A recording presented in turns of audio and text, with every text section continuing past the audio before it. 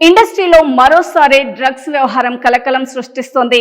అసలు విషయంలోకి వెళ్తే ఫోక్ సింగర్ గా పేరు సొంతం చేసుకున్న మంగ్లీ తన బర్త్డే సందర్భంగా పలువురు స్నేహితులకు హైదరాబాద్ లో చేవెళ్ల త్రిపుర రిసార్ట్ లో పార్టీ ఇచ్చింది.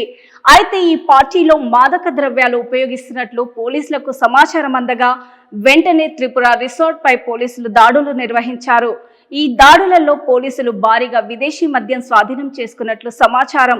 అంతేకాదు పలువురికి డ్రగ్స్ పరీక్షలు నిర్వహించగా అందులో పలువురికి గంజాయి పాజిటివ్ వచ్చినట్లు ఎక్సైజ్ పోలీసులు స్పష్టం చేశారు.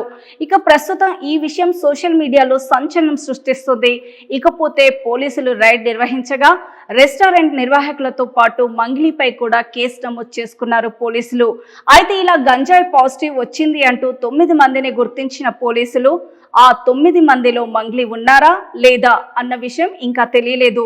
త్వరలోనే ఈ విషయం కూడా బయటపడే అవకాశం ఉంది.